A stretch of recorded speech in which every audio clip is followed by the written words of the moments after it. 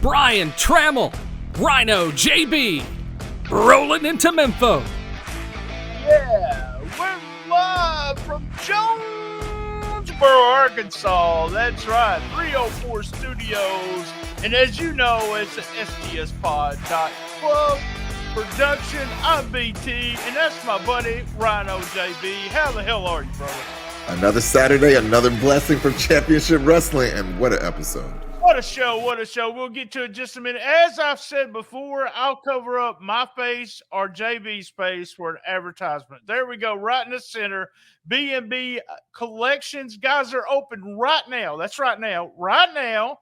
As soon as you get done listening on Saturday, this is their grand opening, brand new location at 1825 East Nelton in Jonesboro, Arkansas. Brandon and Bo, tell them BT sent you. Tell them JB sent you. Shooting the shiznit.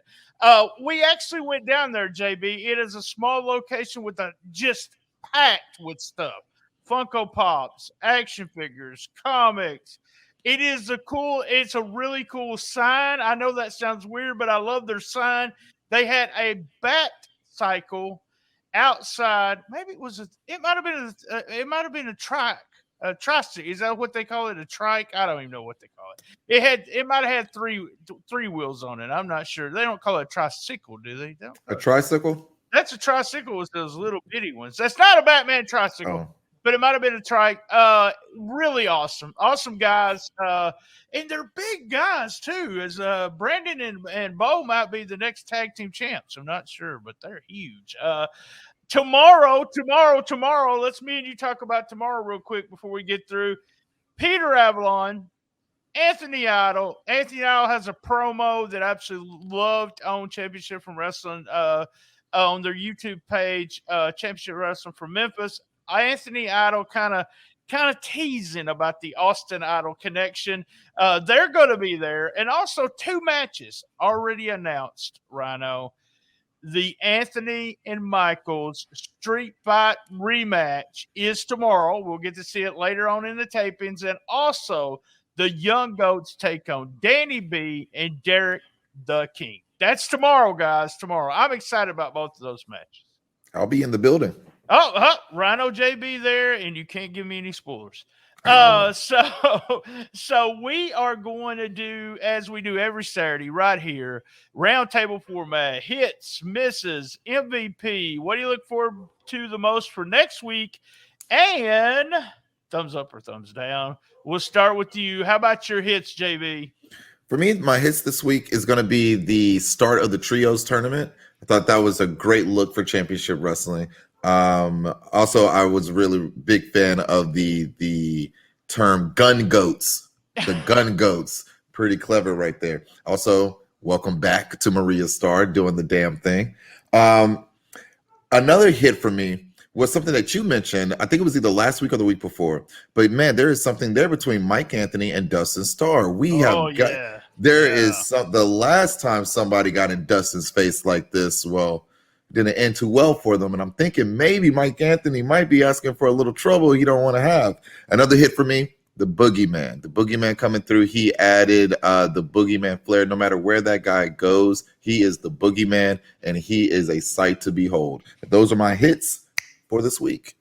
All right, good deal. I'll just piggyback on a few of those. Maria Starr is back. Hey, welcome back, Maria. Excited about that. The Gun Goats. I love that name. I love the Crowley's interview because you didn't expect them ever to talk. Oh, and he's just so creepy. He's so creepy. When you get a chance to see these guys live, they're just so good. I love the 6-man tag with the Skimmerhorns with Mike Anthony and the Browns.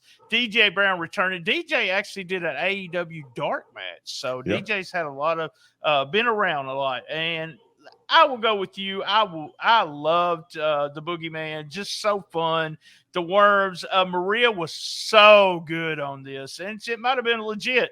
She acted like she's about to throw up, and it was really gross. And my wife would have been saying the same thing. Big. You said trios champions. I said a trios match there. I'm going to give a big plus hit right there with the Trios champions. So here's what you can do with Trios champions. You can always have your champion, say a heel champ or a babyface champ, get a pin. So Brett Michaels can get pinned, and then you have a number one contender. That's what happens. Oh, I mean, if you're doing a trios match.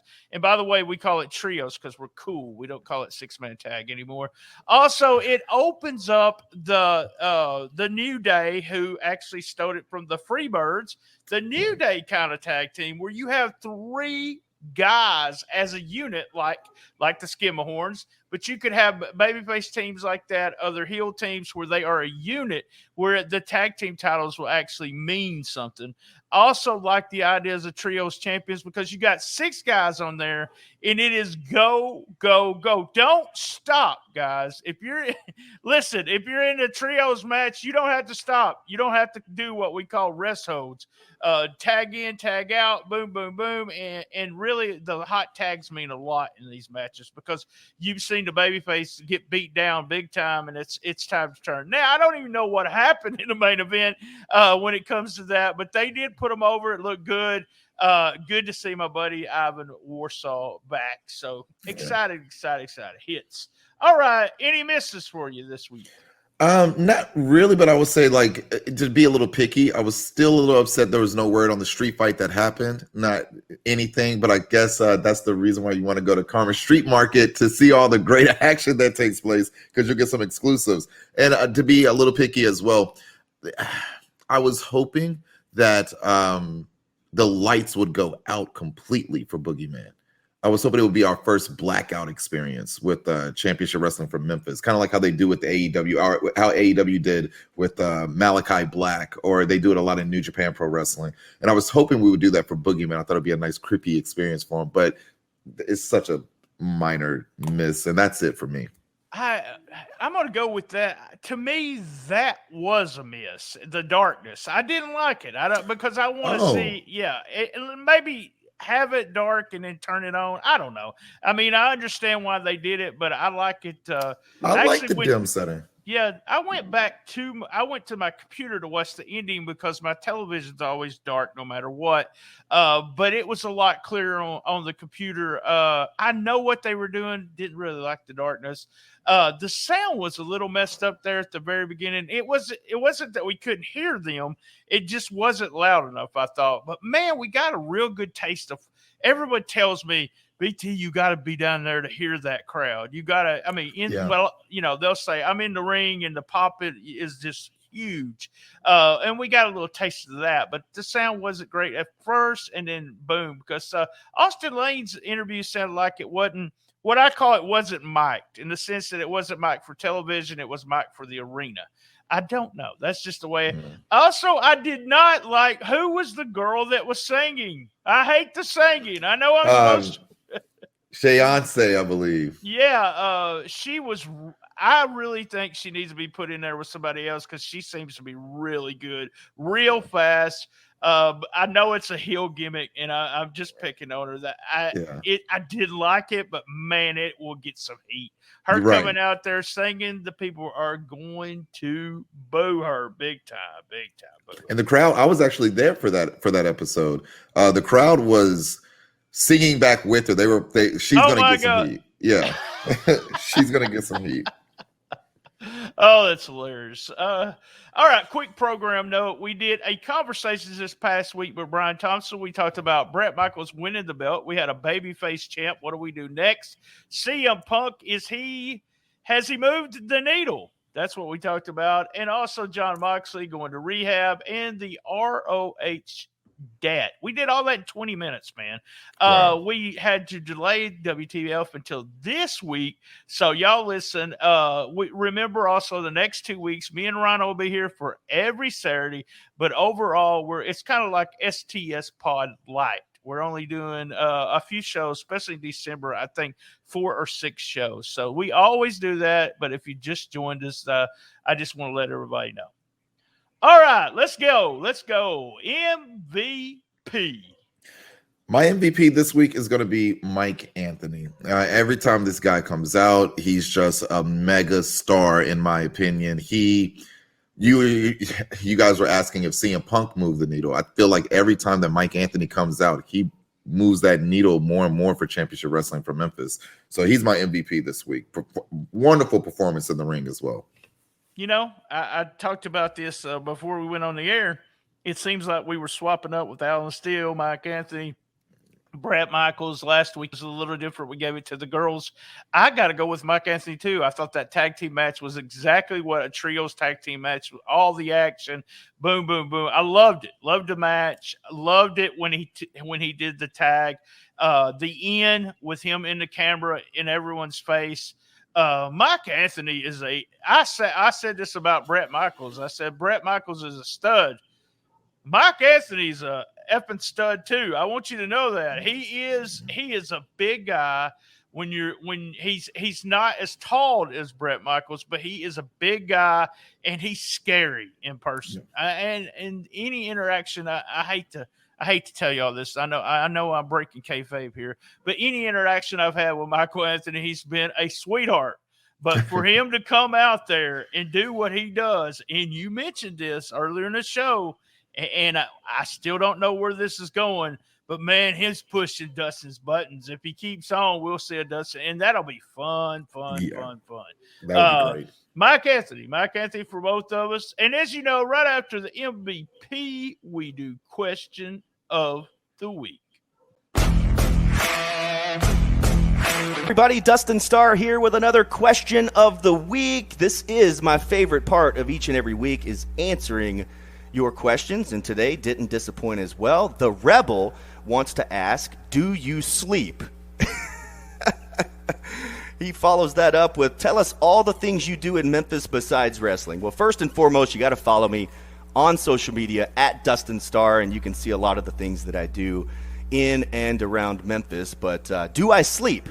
Not very much. Let me ask you, if you're at the Memphis Wrestling Wrestle Center with a capacity crowd and maybe the boogeyman is feeding someone worms, or the Crowleys are creeping all around you, or maybe the gun show is knocking somebody out with a gun show lariat, there's fights all around the desk, how are you going to sleep after that? Or if I'm emceeing a home game at FedEx Forum and there's, 15, 17,000 people there, like opening night the other night, man, I can't sleep after that.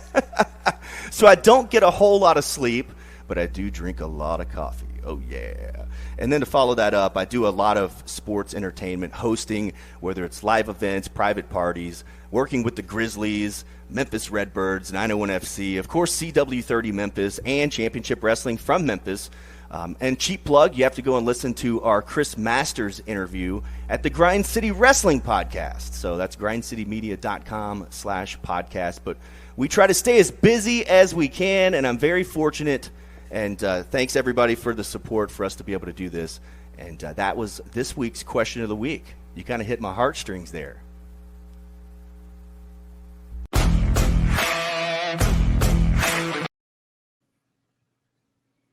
All right. I'm going to go to a little different direction here. Do you sleep? It was nothing that me and you could answer. I sleep a lot, just especially in the wintertime, guys. I'm like the bear. I really am. I go to sleep. I'm not even going to tell Lance. Lance don't sleep. My co-host Lance never sleeps. Let's me and you talk about sports in Memphis, Tennessee. They have the baseball that he does, the Grizzly he does. Here is my question to you. I'm going to tell you what I'm going to name them, but let's say the XFL comes to Memphis, Tennessee, and they get Dustin Starr to do the emceeing and everything. I know this could be a little funny, a little cheesy, but here's my team name: the Memphis Five Stars. There you go. My team, XFL team, is the Memphis Five Stars. So what about you, Rhino? What would be your Memphis XFL team? Man, that's a good question. I feel like I need a weekend to think about that one. I cheated. I'm gonna cheat here a little bit. And I'm gonna say the Memphis Rhinos. We got all the other animals in there. Let's get the Rhinos in there. Yeah, I like it. Yes, all right. So I love it. Awesome answer. I just want to tell everybody, if you really listen to the question of the week, next week might be my favorite one. Just wait. So next week's question of the week. All right, man. What do you look forward to the most on next week's or upcoming weeks on Memphis Championship Wrestling from Memphis? Now I'm looking forward to the question of the week. With for next week, I'm looking forward to more of this trios tournament. Hey, that's me too. Yes, very much so. More trios. Want to see what they do with all that. That's exactly what I've got here. I love I used to not like the idea of trios, but I think it will benefit Memphis wrestling. I really Same do. Here. Same here. Yeah. Before we go, a big reminder again, B&B Collections right there in the center. A little bit of Rhinos and a little bit of me taking up today. They are open right now till 6 p.m. Brandon and Bo, tell them that BT or JB Center, 1825 East Nelton. That's in Jonesboro. So if you're in Jonesboro, Southeast Missouri, even Mempho, man, you still got plenty of time. Get out there. This is opening day for them. I loved it. I actually loved the store. It had a really good feel to it. And when it comes to comic book stores, it has to feel like a comic book store for me to go back. And it is. And also, tomorrow, as we see right here, it says tomorrow. That's right. Mike Anthony, Brett Michaels, not steel cage. I almost put him in a steel cage. Street Fight #2 will be taped tomorrow. And also the Young Goats against Danny B and Derek the King. They always set and he said this a couple of times, Dustin has. If Derek the King has his working shoes on tomorrow, this could be one of the best matches we've seen on television. Wow. I'll promise you, if he's got them on. All right. Thumbs up or thumbs down, man? Big thumbs up this week. Oh, yeah. Huge thumbs up. It was action constantly. Even we had the return of Big Jack Parker. I think they're just calling him Big Jack, but it's Big Jack Parker. He had surgery. He's back. He's worked for American Hostile Championship Wrestling. He's their former champ. Good to see him back. A real quick match with him. And just boom, boom, boom. The girls' match was quick. It was the finish you needed, putting over your local star, Diana Taylor. Just a fun. And those trios belts in the tournament is just exciting. It's something exciting for Memphis Wrestling. And it'll be the first trios champs ever to be awarded when it comes to Memphis Wrestling. And like I said, it opens the door for those, the New Day 3-man gimmicks, the Freebirds, the New Day, whatever. It's fun. All right, man. Same bad time, same bad channel. On the best little podcast in the business. Be there. And as everyone knows, I love my mom. Me.